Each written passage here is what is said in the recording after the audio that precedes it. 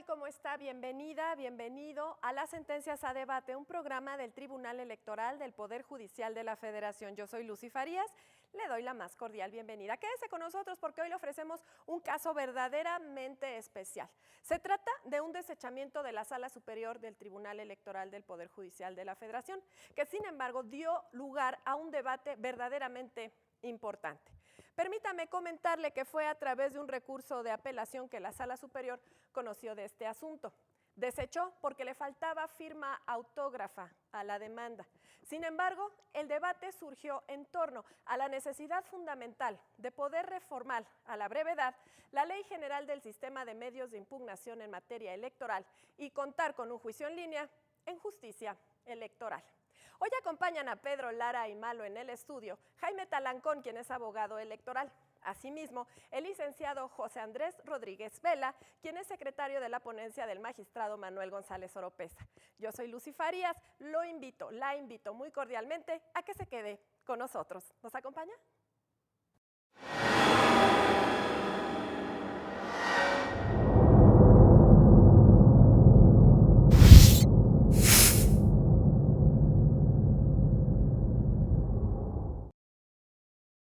Les damos como siempre la más cordial bienvenida a su programa Las Sentencias a Debate del Tribunal Electoral del Poder Judicial de la Federación y agradecemos a Lucy Farías quien ha adelantado la presentación de nuestros invitados.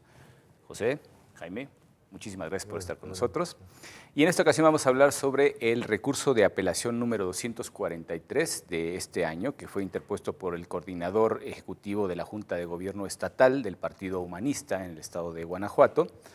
Y que bueno, pues finalmente lo tengo que adelantar porque necesariamente no es un tema del que hablemos de manera muy frecuente, pero se trata de un desechamiento.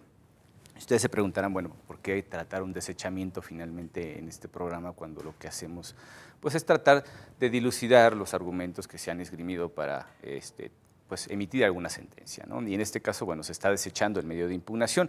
Lo importante aquí, y ya nuestros invitados nos pondrán en contexto respecto de esta información, es el debate que hubo en esta sala superior para resolver precisamente dicho proyecto de sentencia, y en el que, bueno, pues se aducen verdaderas razones de peso para poder pedir que se hagan ajustes por parte del Poder Legislativo. Pero bueno, en términos muy generales, si nos puedes poner un poco en el contexto, explicar un poco al público cómo llega este asunto. Digo, los antecedentes en realidad son breves, pero para que ellos sepan exactamente cómo llega el asunto hasta la Sala Superior. Claro que sí, Pedro. Muchas gracias. Agradezco mucho la invitación. Me da mucho gusto poder estar aquí contigo y con Jaime para discutir ese asunto. Se trata de un recurso de apelación promovido por el coordinador ejecutivo de la Junta de Gobierno del Partido Humanista en Guanajuato. Este asunto tiene su origen en una designación de diputados locales por el principio de representación proporcional que hizo la Junta de Gobierno. Fue una designación directa de los diputados locales por este principio. Sin embargo, los estatutos prevén que únicamente procede la designación de directa cuando no haya registro, cuando no se haya registrado ningún candidato, supuesto en el cual, de registrarse, se hará la elección entre los registrados y en el supuesto de que nada más exista un registro, esos serán los candidatos que deberán de ser designados. En el caso, se formuló un registro por ciertas personas que aspiraban a ser candidatos a diputados por representación proporcional y la Junta de Gobierno no los tomó en consideración y el Consejo Estatal, que es quien hace la designación, formuló una designación directa. Contra esta designación, las personas que habían solicitado su registro promovieron ante el Tribunal Electoral de Guanajuato un recurso, un juicio ciudadano local, en el cual se les negó la protección por parte del Tribunal Electoral. Se confirmó la designación directa formulada por la Junta de Gobierno y, bueno, en contra de esta sentencia dictada por el Tribunal Local, promovieron un juicio ciudadano ante la Sala Regional Monterrey del Tribunal Electoral del Poder Judicial de la Federación, en la cual la Sala Monterrey revocó la sentencia a efecto de que el nombramiento recayera en las personas que habían solicitado su registro. Inconformes con esta sentencia, el Partido Humanista recurre ante esta Sala Superior a través del recurso de apelación y, bueno, cuando llega a a esta sala superior el recurso de apelación, es desechado dicho recurso. Entiendo que, bueno, pues al final de cuentas la razón es que ese recurso llega por vía electrónica, ¿no? Así es. La razón del desechamiento derivó de que la Ley General del Sistema de Medios de Impugnación en materia electoral prevé como un requisito indispensable de la demanda que se presente por escrito y se señale el nombre del promovente y contenga su firma autógrafa. En el caso, el promovente del recurso remitió desde su cuenta de correo personal a la cuenta de correo electrónico institucional de la Sala Regional Monterrey el recurso de apelación. Y ya la Sala Regional Monterrey le dio el trámite y nos remitió la versión impresa de la demanda que presentó. Entonces se consideró que no cumplía con los requisitos establecidos por la Ley de Medios porque no contenía la firma autógrafa del promovente. Como consecuencia de ello, la ley establece de manera expresa que de no contenerse ese requisito, procede el desechamiento de la misma. Entendiéndose como firma autógrafo la de puño y letra. La de puño y letra, que plasme de puño y letra la firma del promovente. Sí. Viendo un panorama mucho más amplio, digamos, estableciendo un panorama de jerarquía normativa y empezando al final de cuentas por los principios constitucionales que nos rigen, nos encontramos frente a un problema porque el acceso a la justicia no puede hacerse nugatorio bajo ningún concepto y las facilidades que el propio Estado, como garante, entre otros muchos derechos, del derecho de acceso a la justicia, pues tiene que ofrecer las facilidades necesarias. En tiempos en los que vivimos nosotros, los tiempos que corren, como se suele decir, no es tan fácil el hecho de poder, digamos, echar de lado la tecnología, ¿no? Somos cada vez más dependientes. En algún principio podíamos hablar pues, de cierta optatividad por el uso de la tecnología, pero hoy en día ya no es optativo, es una cuestión necesaria y todo el mundo trabaja con una computadora adelante, o casi todo el mundo, y finalmente el intercambio de información vía electrónica es como lo idóneo. ¿Cuál fue tu impresión en este caso al encontrarte de primera instancia con un desechamiento por producto pues, de las vías más comunes y corrientes que tenemos de comunicación hoy en día? Por supuesto. Primero que nada te agradezco, Pedro, la invitación y además qué gusto compartir la mesa de análisis de una sentencia, ni más ni menos que con el responsable de elaborar la sentencia. Así ¿no? es. En ese sentido será muy nutritivo el intercambio. Tienes mucha razón en señalar que no nos podemos mantener al margen de las nuevas tecnologías del correo electrónico en estos tiempos. Sin embargo, parte de la certeza jurídica que debe apremiar en cualquier proceso judicial, pues está ni más ni menos el principio de legalidad, en el cual una autoridad no puede hacer más allá de lo que tiene expresamente atribuido. Y en ese sentido, el análisis de esta sentencia bajo ninguna circunstancia pone en tela de juicio el sentido que se le dio a este caso, porque en ese sentido es impecable, ¿no? Yo creo que ahí esa es una situación. La otra situación, como bien dices, Pedro, es que nos enfrentamos a diversos principios constitucionales que pues, entran un poco en conflicto. Tenemos, por un lado, como un mandato constitucional del artículo 17 que da el derecho a las personas de tener una justicia pronta y expedita.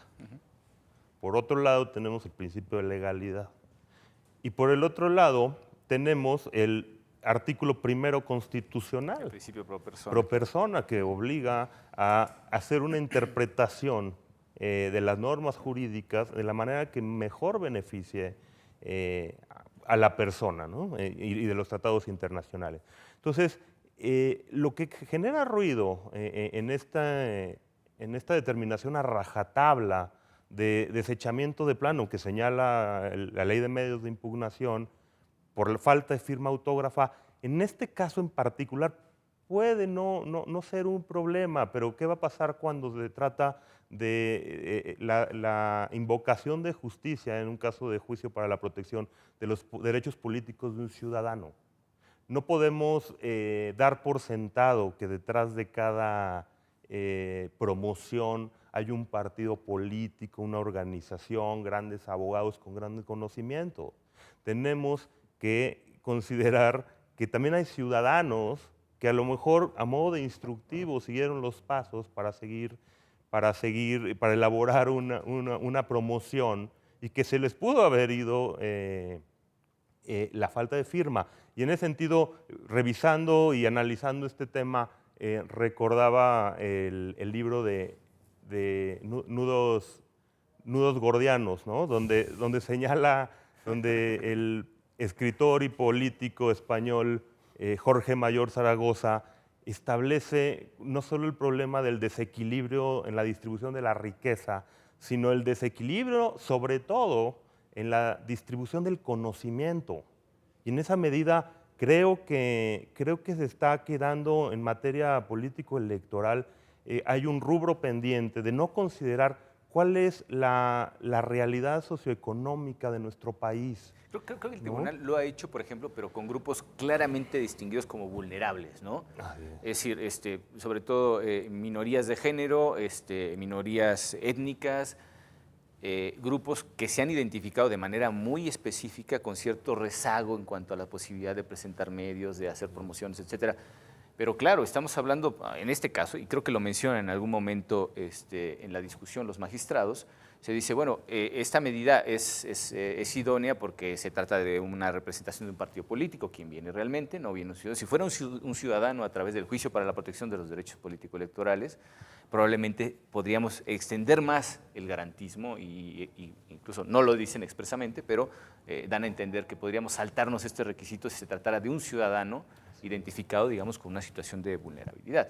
Está claro que al tratarse, en este caso, pues, de un miembro en activo del Partido Humanista, que entiendo que, bueno, pues tiene todo el aparato precisamente del Instituto Político detrás y todas esas facilidades, pues sería muy difícil que se hiciera algo en cuenta de algo que la ley claramente ha determinado de esa manera, ¿no? Pero yo pensaría también en que la misma discusión que se dio en el Pleno daba para aquello que podemos denominar en términos generales activismo judicial. Y el activismo judicial es fundamental, sobre todo cuando se habla de derechos humanos, porque el legislador siempre se va a quedar corto, y más si tenemos en cuenta el principio de progresividad de los derechos humanos, evidentemente toda la ley positivizada siempre va a ir en cierto grado de rezago respecto de las costumbres. No, lo dice claramente el refrán, ¿no? La costumbre va siempre delante del derecho. Y en este caso no podía ser menos, es una exigencia tácita de los principios que rigen los derechos humanos y que al final de cuentas, en todo momento siempre vamos a ver que el legislador va rezagado. Eso me queda clarísimo. La progresividad necesariamente es dar un paso por delante de las situaciones fácticas respecto del marco referencial que tenemos en las normas jurídicas, ¿no? Y eso que dices tú al final de cuentas es fundamental y creo que es el meollo precisamente de esta charla y la razón por la cual precisamente decidimos tener en consideración esta sentencia para discutirla, ya no por el desechamiento en sí mismo, sino por las consideraciones que tienen que ver con la posible resolución opuesta que se le hubiera dado en caso de que el legislador tuviera en cuenta esto. Otra de las cuestiones que se tuvieron que salvar, al final de cuentas, no era el medio idóneo, porque se trataba de combatir una sentencia de Sala Regional Monterrey, vienen en recurso de apelación cuando finalmente pues, lo ideal hubiera sido el recurso de reconsideración para combatir dicha sentencia, ¿no? Sí, sin embargo, ese no hubiera sido un gran problema. Sí, se reencausa. Por el reencausamiento. Sin embargo, se hace la consideración que en ningún sentido tendría reencausar la demanda de recurso de apelación a recurso de reconsideración, pues porque de todas maneras el requisito de la firma autógrafa está previsto dentro de los requisitos generales de procedencia de los medios de impugnación. ¿Por qué es, y me gustaría sobre todo pues, que lo expliques a nuestro público, por qué es tan importante realmente la firma autógrafa? La firma autógrafa es muy importante para dar certeza respecto de quién está promoviendo el recurso, así como de la integridad del contenido del documento. No sabemos si en realidad quien promovió la demanda es el coordinador ejecutivo de la Junta de Gobierno. Por eso es necesario, por eso se discutía en la sesión la necesidad de una reforma legal. Existen otros juicios a nivel federal en los que ya se prevé el juicio en línea y esta incertidumbre respecto de la falta de firma autógrafa queda salvada con la previsión de la firma firma electrónica, que esta se obtiene a través de ingresando a la página, se proporcionan ciertos datos, con lo cual se proporciona al que está solicitando la firma electrónica una serie de claves Esto es y para cualquier contraseñas. persona que quiera... Cualquier persona que quiera promover un juicio, tanto en el juicio de amparo como ante el Tribunal Federal de Justicia Fiscal y Administrativa, puede promover juicios en línea a través de la firma electrónica. Lo que va a generar la firma electrónica es crear la certeza de que quien está promoviendo es el titular de esa firma electrónica. Y no solo eso, toda la regulación no solo va encaminada a la presentación de demandas, sino a toda la tramitación del juicio en línea. Entonces, una persona que cuenta con la firma electrónica puede promover las demandas, puede realizar cualquier tipo de promoción a través de los medios electrónicos, consultar la integridad del expediente, así como también las notificaciones que hayan de realizarse se pueden hacer a través de esta vía. Al haber firma electrónica avanzada, ingresar con los claves y contraseñas que se le proporcionan al titular, quedan registro de la fecha en la que consulta las notificaciones, los acuerdos a notificar, perdón, y con eso ya se tiene por hecha la notificación. Digamos, en este caso. Nuestro tribunal tiene un proceso para solicitar firma electrónica, pero no sé si al final de cuentas valdría también esa firma electrónica como instrumento de legitimación de las acciones que se pudieran emprender en este caso, por ejemplo, presentar un recurso, etcétera. Para lo que es utilizado es, los promoventes pueden solicitar que las notificaciones se les hagan electrónicamente. Varía un poco la forma en la que actualmente se hace a cómo se haría si se implementara todo el juicio en línea.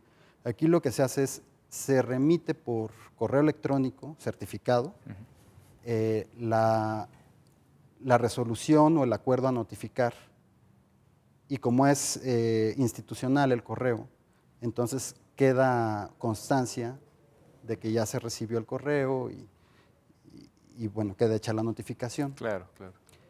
En un juicio en línea, lo que sucede es que el titular de la firma electrónica accede al expediente electrónico y cuando hay una resolución que le debe ser notificada, abre la resolución como si fuera un expediente físico, más que electrónicamente, y en ese momento queda notificado. No hay que estar enviándoles. Claro, todo se produce sobre la marcha, claro. ¿no? El proceso natural de acceso a cada información y se da por notificado cuando abre precisamente un documento que es el que le atañe en este caso. Así es. Yo creo que al final, y fue una de las menciones que se hicieron precisamente en ese debate de decisión pública, pues yo creo que técnicamente no debe ser en absoluto complejo, ya teniendo pues, prácticamente un sistema de correo electrónico establecido, una página de notificaciones con estrados electrónicos, etcétera, etcétera. Digamos que son ajustes mínimos los que se pueden hacer en este caso para poder funcionar, si no de manera idéntica, pues, digamos similar a como lo hace el Tribunal de Justicia Fiscal Administrativa o algún otro organismo proveedor de justicia en este país que recurre precisamente a las facilidades de la tecnología. Pero bueno, si nos permiten, vamos a ir a un breve corte y volvemos en un momento. Muchas gracias.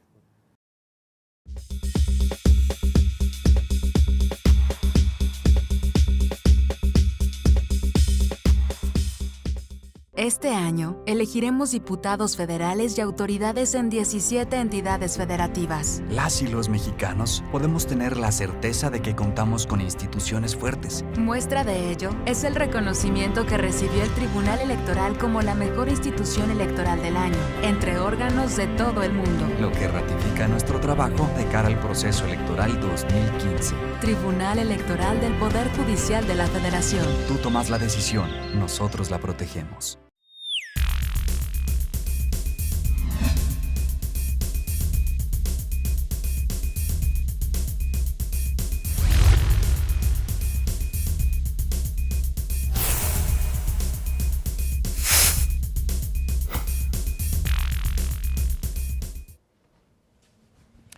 Hola, soy Rodrigo Morales, te invito a votar. Un nuevo programa del Tribunal Electoral de su plataforma de contenidos. Me acompaña en la conducción Pablo Javier Becerra. En este espacio vamos a hacer el análisis del proceso electoral con la ayuda de invitados, funcionarios electorales, analistas y académicos que nos van a ayudar a entender los avances de las etapas del proceso electoral en curso. Nuestros invitados nos van a ayudar a conocer las novedades de la reforma electoral, a identificar los retos para las instituciones y a explicarnos sobre todo por qué todos tenemos que ir a votar. Recuerda, nos vemos aquí en Plataforma Electoral, el canal de televisión por internet del Tribunal Electoral del Poder Judicial de la Federación, donde tú tienes mucho que ver.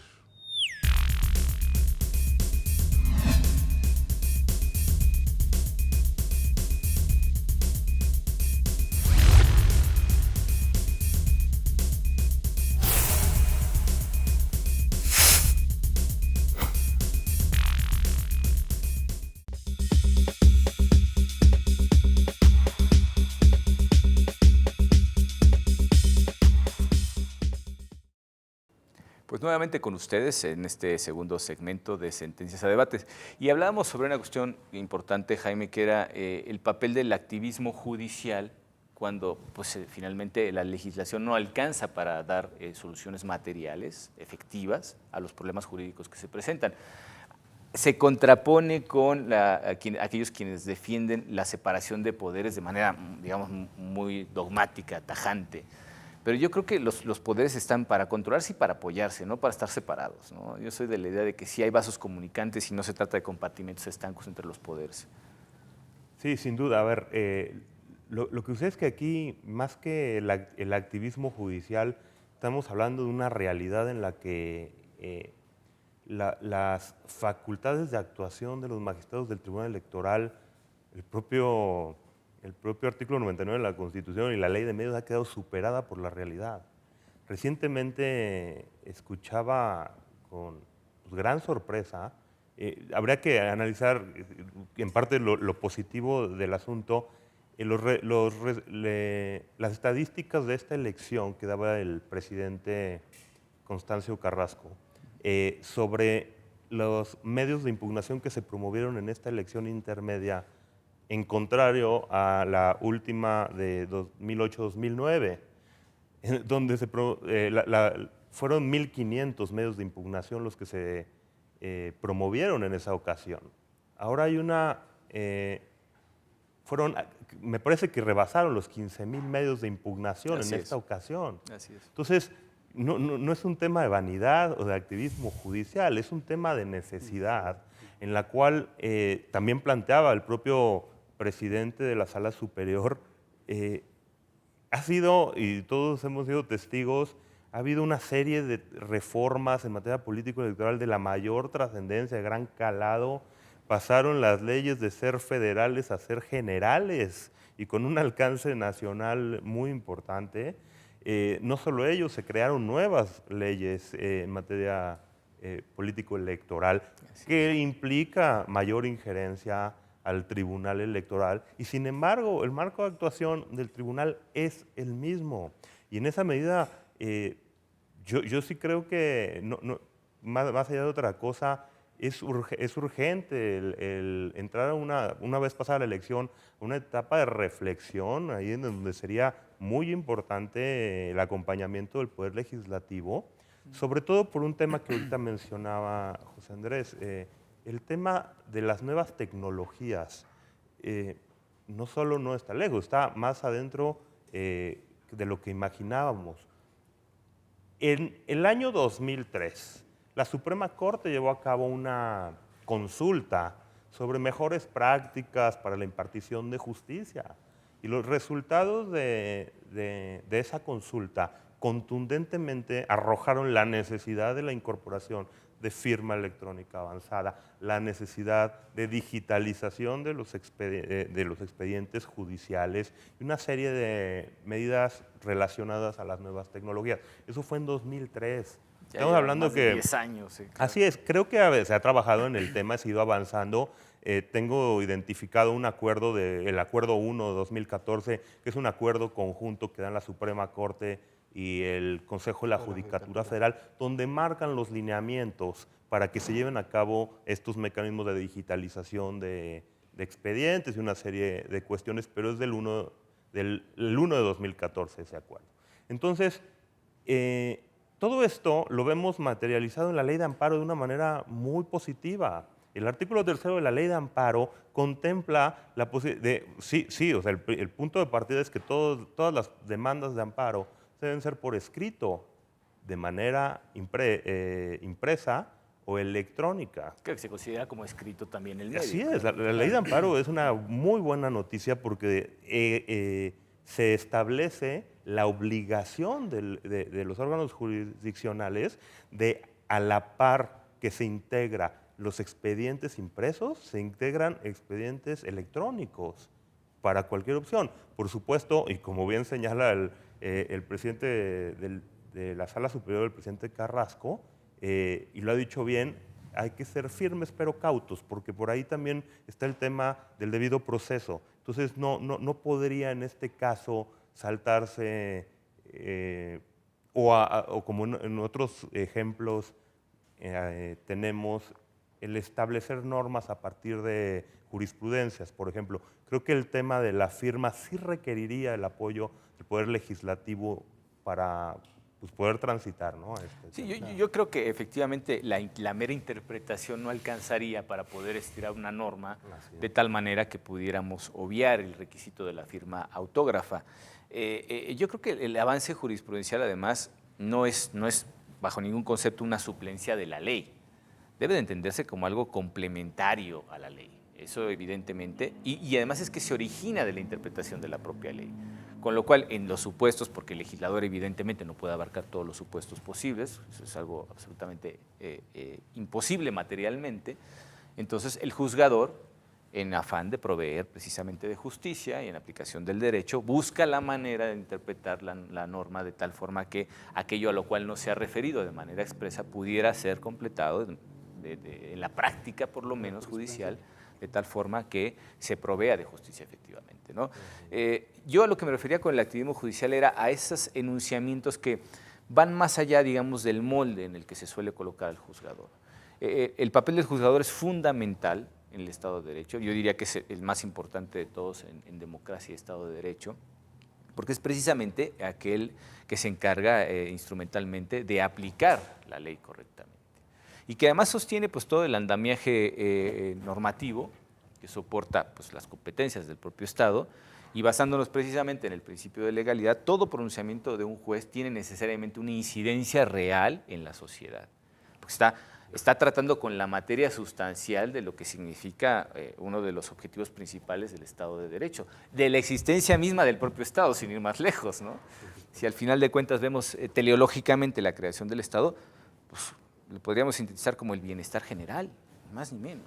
Entonces, el garante precisamente de ese bienestar general, de acuerdo al marco normativo preestablecido, que son las reglas del juego, las cuales todos jugamos, es precisamente el juzgador. Entonces, cuando el juzgador ve problemas de esta naturaleza, y en términos prácticos necesita encontrar una solución, pues recurre al activismo judicial, incluso pidiéndole al legislador, por favor, tome usted en cuenta esta situación fáctica y regúlela de tal manera que los resultados sean efectivos en la provisión de justicia que el artículo 17 constitucional nos ordena, ¿no? Otra de las cuestiones que creo que también son importantes y que, bueno, que finalmente es interesante que le expliques un poco a nuestro público, ¿por qué no se le simplemente se le conminó a que se presentara y ratificara su firma? Es una notificación, quizá un apercibimiento hubiera bastado para subsanar esa falta. ¿Cuál fue realmente las razones por las cuales no se hizo en este caso? Lo que pasa es que la Ley General del Sistema de Medios de Impugnación es muy específica al prever… Es tajante. Es tajante. De hecho, establece una serie de requisitos de la demanda, pero al aludir al nombre y al requisito de la firma autógrafa, establece expresamente que en esos dos supuestos, si no se encuentran contenidos en la demanda, procede el desechamiento. Claro, el famoso artículo 9, ¿no? Yo creo que ese precisamente sería uno de los llamados más directos al legislador, porque entiendo que en otras materias sí se realiza el apercibimiento. Sí, claro, en materia de amparo, por ejemplo, se puede prevenir al quejoso para que vaya y si hay duda en cuanto a la autenticidad de la firma, que ratifique la firma de la demanda o de cualquier otro tipo de promoción, o si falta algún requisito, que lo subsane dentro del plazo que le sea concedido, y ya una vez subsanado, pues se le da todo el trámite al juicio de amparo. En este supuesto, la ley no prevé la posibilidad de prevenir. Digo, no nos encontramos finalmente frente a una analogía del habeas corpus, evidentemente, pero creo que podría ser una deferencia del legislador el hecho de incluir esa particularidad y ya sin el hecho de entrar a regular de manera directa los medios electrónicos como medios idóneos para poder presentar una demanda, con el hecho de simplemente decir, oiga, está usted en posibilidad de presentarse físicamente después de haber adelantado su demanda por correo electrónico, cosa que ya sucede, no en el mismo sentido, no en sentido estricto me refiero, sino que se adelantan las demandas para que nosotros podamos entrar al estudio y ya después viene, en todo caso, impresa con efectivamente la firma o las firmas autógrafas, etcétera. Pero incluso obviando esa parte, digamos, del envío electrónico de la información, el legislador podría hacer un pequeño ajuste y decir, bueno, pues puede presentarse posteriormente la persona a ratificarse como quien realmente está intentando la acción. Y en esa tajancia, digamos, de las limitaciones que tenemos, el presidente Constancio Carrasco hizo una mención que me parece digna de reproducirse en este programa, y es que la ley de medios que tenemos realmente, pues sí se ha reformado y demás, pero no sustancialmente. Es decir, no hemos llegado a plantearnos una reforma integral que considere todos los avances que se tienen, tanto desde el punto de vista sustancial como procesal, y tratar de incorporar todas estas cuestiones. Digo, las reformas del Estado han hecho un gran avance, digamos, en la perspectiva jurídica que tenemos en este país como marco normativo, pero hay muchas adecuaciones que se necesitan hacer, ¿no? Igual que necesitamos adecuar unas normas a otras, necesitamos adecuar los tiempos en sentido pragmático a las normas. Si contamos con medios electrónicos, pues incluyámoslos como facilidad para finalmente cualquier ciudadano. La cuestión es, ¿hasta dónde podemos llegar con esto, Jaime? ¿Tú crees que es válido decir, levantar la mano, ya no como organismo impartidor de justicia, sino, lo digo por la parte que nos corresponde a nosotros, que seríamos como meros ciudadanos, y levantar la mano para pedirle al legislador que observe las carencias o defectos que pudiéramos tener en las normas? A ver, yo quisiera hacer una acotación a lo que señalabas en el tema de por qué no se hizo una prevención para que se subsanara la firma.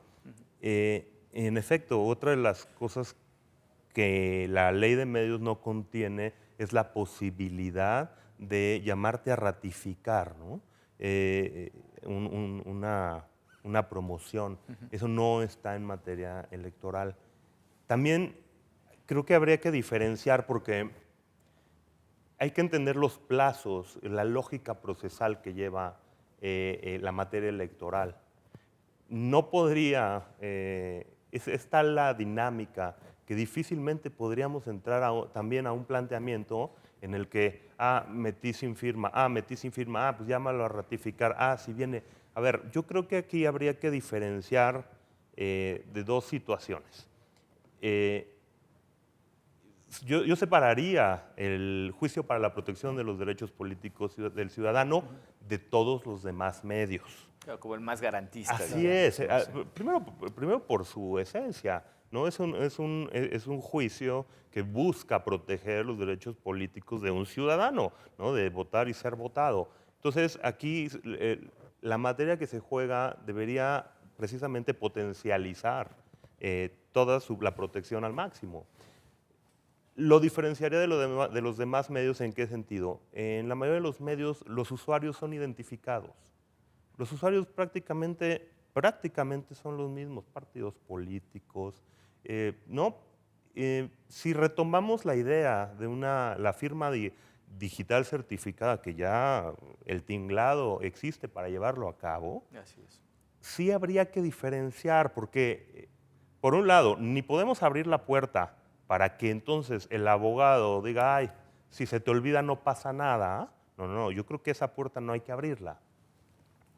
Pero también hay que dar los elementos para en la medida en la que se usen las nuevas tecnologías en los medios más comunes, en esa medida se va a agilizar el trabajo judicial, en esa medida va a haber mucho más dinamismo en la salida y entrada cuando se use firma electrónica, cuando haya posibilidad de que las partes acuerden que haya notificaciones electrónicas y eso va a permitir dedicar más tiempo a un trato especial al juicio para la protección de los derechos políticos del ciudadano. Porque una cuestión es muy importante, lo que planteaba al principio de entender la lógica socioeconómica de este país, pues vaya, no es que vía electrónica vaya a ser más fácil que la firmen. Precisamente no, eso no subsana.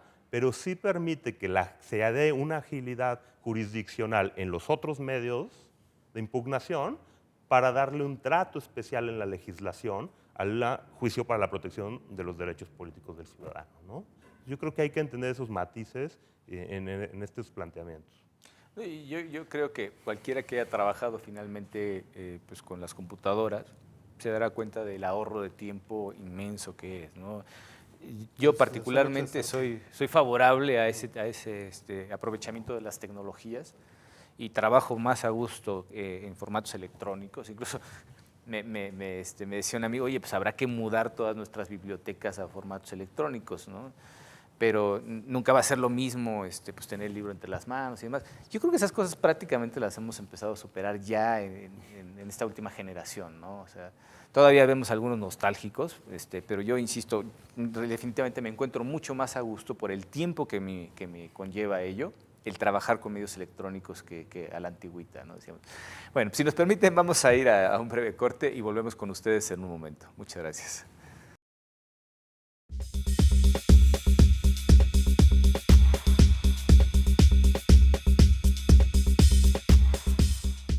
En el Tribunal Electoral protegemos los derechos político-electorales de las y los mexicanos.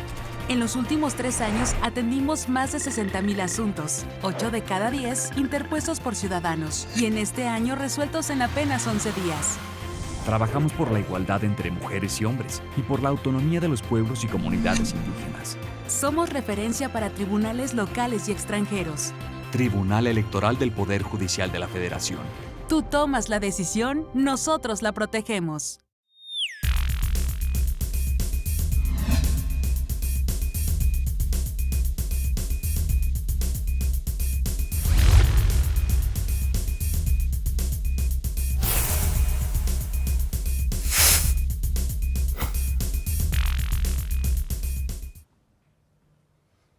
Hola, soy Rodrigo Morales. Te invito a votar el nuevo programa de contenidos del Tribunal Electoral del Poder Judicial de la Federación. Como siempre, me acompaña en la conducción Pablo Javier Becerra. En este espacio haremos el análisis del proceso electoral. Tendremos invitados, académicos, analistas y los titulares de las instituciones electorales que nos ayudarán a entender a los ciudadanos qué es lo que está ocurriendo a lo largo de las etapas de este proceso electoral. Nuestros invitados nos van a ayudar a conocer las principales novedades de la reforma electoral y explicar paso a paso todo lo que hay que hacer para ir a votar. Recuerda, solo aquí en Plataforma Electoral, el canal de televisión por internet del Tribunal Electoral del Poder Judicial de la Federación, donde tú tienes mucho que ver.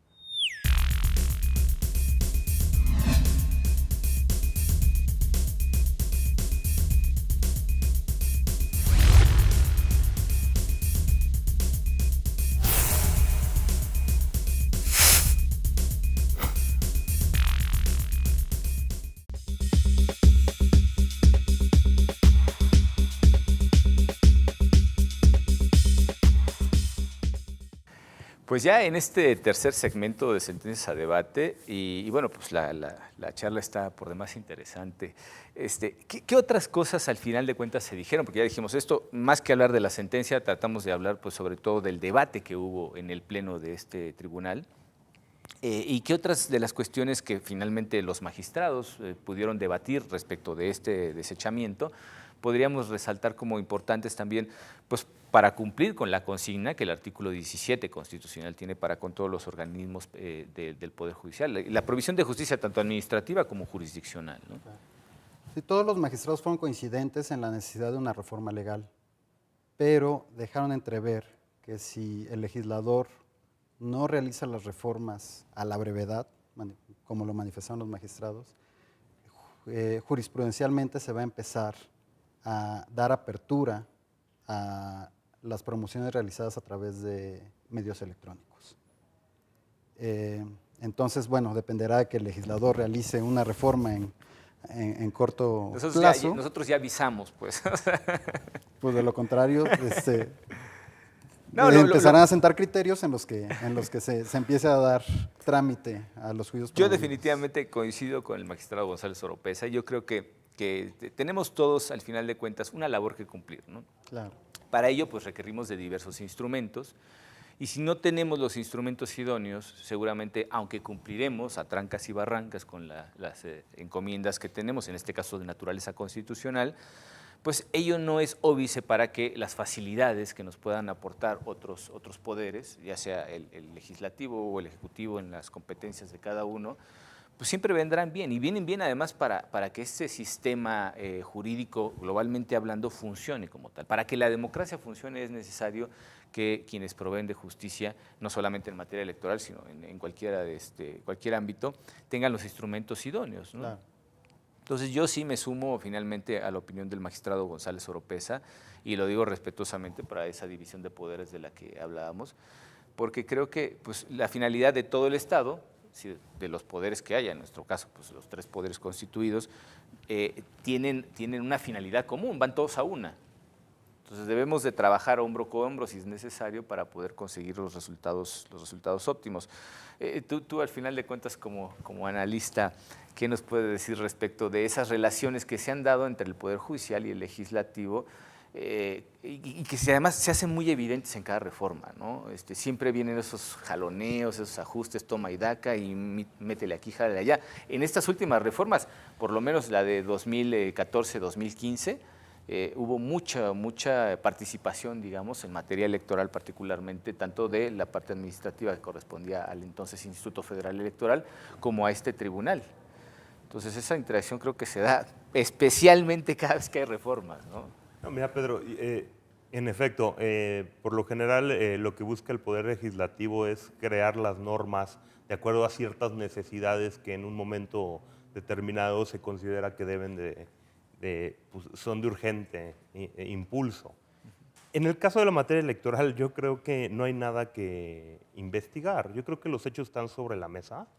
Yo creo que bastante mérito tiene el Tribunal Electoral de seguir operando con la misma calidad y con la misma efectividad que lo ha hecho desde que se creó la Ley de Medios, que es del año 1996. Es decir, está funcionando con una ley que tiene 19 años de edad, donde no se le ha, en esencia, dado mayores mecanismos de actuación, y que, sin embargo, volviendo a las estadísticas de medios de impugnación promovidos en esta ocasión, estamos hablando de un incremento de 820% respecto de la última elección intermedia.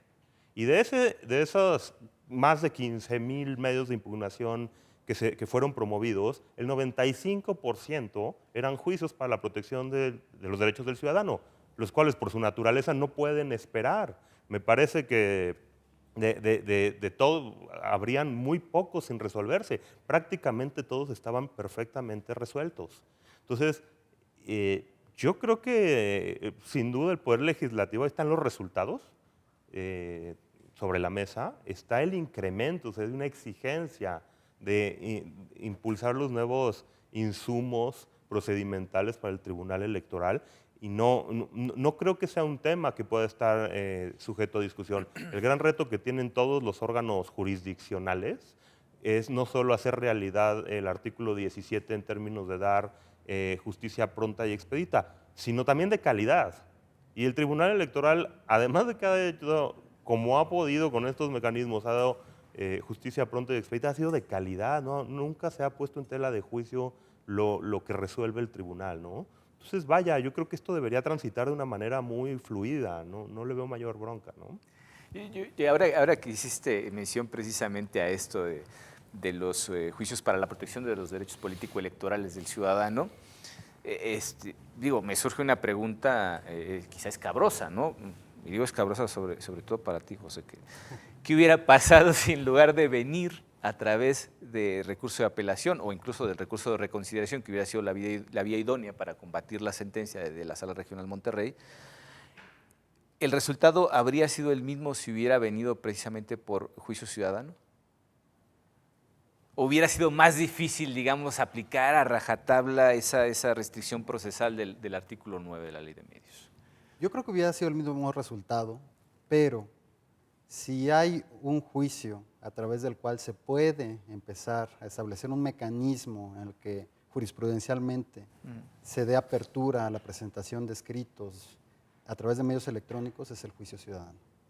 Por la naturaleza de los bien jurídico que protege este tipo de juicios. Y por injerencia del artículo 1 y ese nuevo, digamos, marco interpretativo, ¿no? Claro, entonces el juicio ciudadano podría ser la pauta para ir introduciendo la presentación de promociones vía electrónica en materia electoral. Perdón. Digamos que podríamos pensar que si en el caso efectivamente en el que ese panorama lo más negativo que se pudiera llegar a dar, el peor escenario que fuera que el legislador precisamente no tuviera en cuenta esa necesidad y que obviara la ley tal y como la conocemos ahora y siguiera durante otros 19 años siendo la misma ley que nos rige en este momento, jurisprudencialmente creo que la vía idónea sería precisamente hacerlo a través de la aplicación, primero de un principio constitucional, que es pues recién inaugurado, pero que tiene mucho que ver con la forma en la que hemos estructurado sobre todo la relación de convencionalidad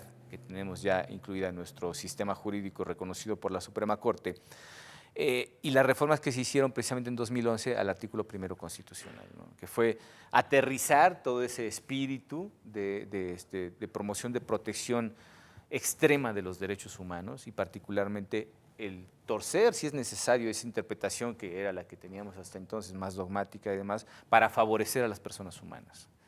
Y en este caso, bueno, pues el juicio ciudadano, que es esencialmente aquel protector, garante de los derechos político-electorales de los ciudadanos, de las personas humanas, pues entraría perfectamente ahí haciendo una interpretación, digamos, extensiva, garantista, en aplicación del artículo 1 constitucional. Sí, ahí yo te comentaría, Pedro, que si bien el magistrado González Oropeza dejó entrever claramente que, bueno, si eventualmente no llega a presentarse esta empatía con el Poder Legislativo para resolver estos huecos que se han presentado y que no son acordes con el artículo 1 constitucional, también hay que señalar que mucho antes el magistrado Salvador Nava, con ese ánimo siempre garantista de la protección de los derechos humanos, advirtió desde el año 2014, que fue lo que motiva esta discusión, en un voto razonado, la necesidad y la urgencia de las nuevas tecnologías a fin de poder dar elementos al gobernado para un mayor acceso a la justicia. Y lo hace ahorita que lo mencionas, en esta ocasión pues se trató de un partido político, pero en el 2014, que genera el voto razonado del magistrado Nava, se trataba precisamente de un juicio ciudadano, sí, en el cual se desechó de plano y que finalmente hay este llamado de atención del magistrado Nava a decir, no puede seguir por esa vía, particularmente en el caso de juicios ciudadanos. Y lo dice muy bien en este caso que estamos discutiendo. Dice, en esta ocasión no replico ese voto razonado por tratarse de un partido y porque al final tienen un trato distinto los partidos. Pero cosa distinta es cuando se trata de un ciudadano y creo que ahí claramente el magistrado Nava está diciendo no puede seguir así y como siga así, al final van a empezar a haber resoluciones que van a llevar a través de jurisprudencia, establecer las normas que necesita este tribunal, ¿no? Claro, de hecho, a partir precisamente de ese voto que él mismo denominó de ley ferenda, ya podían haberse tomado en cuenta esos criterios para ser incorporados en la última reforma. No fue así, desconozco en la totalidad el contenido de los documentos que se generaron, porque evidentemente emitimos una especie de opinión, no opinión consultiva en el sentido en el que se entiende en la Corte Interamericana, sino que sí se nos pidió nuestra opinión para saber cuáles eran, digamos, los puntos álgidos que la ley debía de modificar, aprovechando precisamente el empuje de esta reforma integral del Estado y sobre todo de esos procesos concurrentes de democratización, porque tenemos ajustes en toda la materia política, pero también los tuvimos en cuestiones económicas, en cuestiones sociales también, y todo eso pues no deja de ser una sistematicidad que tenemos que reconocer y tener en cuenta para absolutamente cualquier tipo de cambio. Es decir, si le mueves aquí, ajústale acá, no lo dejes tal cual, ¿no? Creo que siempre en cada una de estas reformas, a pesar incluso de los esfuerzos de órganos jurisdiccionales como estos, de opiniones como las del magistrado González Oropeza o del magistrado Nava, siempre hay algo que se queda en el tintero, ¿no? Y evidentemente ahí pues tenemos que buscar las soluciones óptimas, por lo menos hasta la próxima reforma. Visto más o menos el ritmo y la frecuencia con la que se han llevado a cabo, no tendremos que esperar muchos años, ¿no? Llevamos más de 500 reformas constitucionales en lo que va a la historia independiente de este país. Entonces nos caerá alguna, la veremos seguramente, ¿no? Esperemos que sí. Pero bueno, no está de más contribuir en esencia en tratar de establecer de la manera más clara posible cuáles serían las directrices que guiarían una reforma en ese caso concreto, ¿no? La utilización de medios electrónicos, el juicio en línea, la agilidad procesal que significa al final de cuentas todas estas herramientas tecnológicas puestas a disposición no solamente de quienes imparten justicia, sino también de los quejosos, de los que vienen aquí y con el simple hecho de entrar a una página web, poder subir un documento que sea el equivalente a la demanda, demostrar que legítimamente ese documento está puesto en acción por parte de quien dice ser la persona que efectivamente está ejerciendo la acción jurídicamente hablando, ¿no?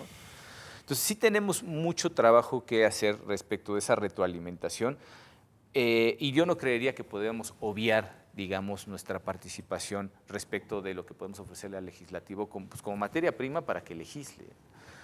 Esencialmente, ¿cuál sería la adecuación desde tu punto de vista? Que pudiéramos, si tuviéramos al legislador delante y pudiéramos respetuosamente decirle, señor legislador, esto es lo que nos hace falta para trabajar óptimamente, ¿cuál sería tu propuesta? Bueno, la implementación primero que nada de la firma electrónica avanzada, la regulación o la creación de un portal específico en el cual se pueda acceder al expediente electrónico, lo que implicaría la necesidad de llevar tanto el expediente físico como la versión electrónica para que las partes pudieran consultar, sea físicamente o electrónicamente, el expediente, así como también regular lo relativo a las notificaciones, que también le daría mucha celeridad al trámite del procedimiento, estableciendo los mecanismos adecuados para que una vez que se ingrese y se consulten los acuerdos o resoluciones que haya de notificar, quede un registro de que ya fue consultado por las partes. Y bueno, esencialmente sería eso, la firma electrónica, llevar el expediente electrónico, las notificaciones electrónicas, como deben de hacerse, porque jurisprudencialmente lo que se puede hacer es dar entrada a demandas a través de ratificación de firma, pero ya Suplir, sería un poquito digamos, difícil claro. llegar al extremo de crear una firma electrónica avanzada, Sí. que ya la hay, pero no existe un expediente electrónico ahorita como tal. Sería un poco difícil darle ese alcance. Bueno, Sí, pero si no lo hace el legislador. suplir al final de cuentas la firma autógrafa es prácticamente imposible. En algún momento se mencionaba que habían escaneado, por ejemplo, pues el sitio donde efectivamente sí, el documento que contenía la firma autógrafa. Quizá, bueno, esto es una cuestión evidente, ¿no? La tecnología, igual que ha avanzado para favorecer las actividades, digamos, ordinarias, también ha generado muchas trampas, ¿no? Es fácilmente falsificable un documento electrónico, la firma y tal. ¿Cuál sería tu propuesta? Sobre todo para la cuestión de la certeza de que efectivamente se trata de la persona que ejerce la acción. La realidad es que todos los ciudadanos en este país ya estamos bastante familiarizados, y no solo familiarizados, sometidos a muchos mecanismos en la relación con el gobierno a través de mecanismos electrónicos. La declaración patrimonial la declaración patrimonial que se hace entre la función pública es electrónica. La declaración fiscal de año con año se hace con firmas electrónicas. Esas no cambian y me parece que pues en términos generales nunca ha habido un problema. Nos dirán, es que para pagar impuestos no importa quién sea que venga, ¿no? Sí. Bueno, acaba de presentarse un caso donde le cobraron a alguien, ahí metieron algo raro y en el sistema y le cobraron a alguien de más, una locura. Sí. A ver, el caso que nos ocupa, me parece que lo primero que habría que plantear es la obligación legal de que todos los partidos políticos, todas las representaciones legales de los partidos políticos, no sea opcional, registrado todas las firmas electrónicas, todo es electrónico, no podemos separarnos de esta ola que ya está en el camino. En el año 2012 se promulgó la ley de firma electrónica avanzada, que es para generar una mayor interoperabilidad en la administración pública federal.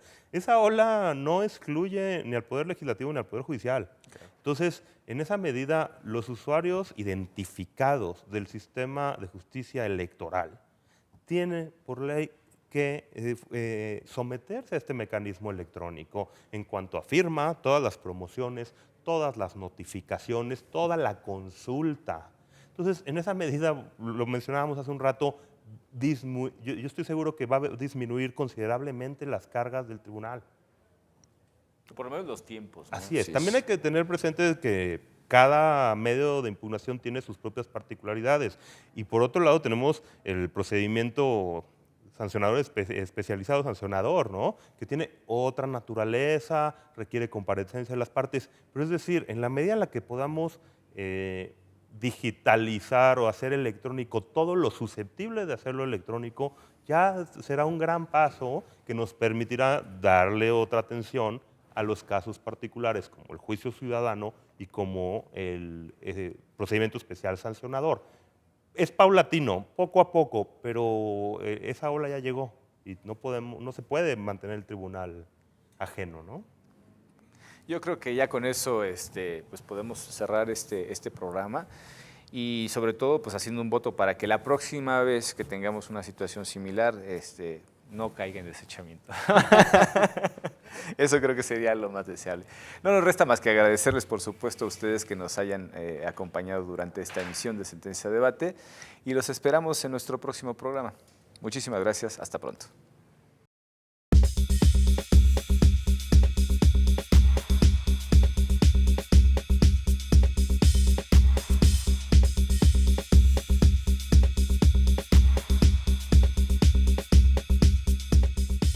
La democracia es cuestión de todos los días y de todos los ciudadanos, de grandes y pequeñas decisiones. En el Tribunal Electoral trabajamos para que tu voz sea respetada. Resolvemos a favor de la igualdad política entre mujeres y hombres. Defendemos las decisiones que toman con autonomía los pueblos y comunidades indígenas. Nuestras sentencias garantizan el respeto a tus derechos político-electorales, consolidan nuestra democracia. Tribunal Electoral del Poder Judicial de la Federación. Tú tomas la decisión. Nosotros la protegemos.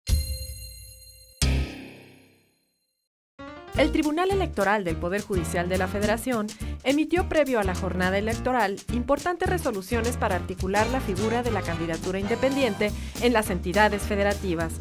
Con dichos criterios, se garantizó la participación de las y los ciudadanos sin partido en condiciones de equidad para el proceso electoral 2014-2015. Tribunal Electoral del Poder Judicial de la Federación. Tú tomas la decisión, nosotros la protegemos. Las sentencias emitidas por el Tribunal Electoral del Poder Judicial de la Federación permitieron instrumentar la regla de paridad de género establecida en la reforma electoral de 2014. La interpretación de las y los magistrados electorales del máximo órgano jurisdiccional del país dio lugar a que más mexicanas ejerzan su derecho a ser votadas, no solo para diputaciones, sino para cargos en los ayuntamientos, garantizando una mayor participación política en el proceso electoral 2014-2015. Tribunal Electoral del Poder Judicial de la Federación. Tú tomas la decisión, nosotros la protegemos.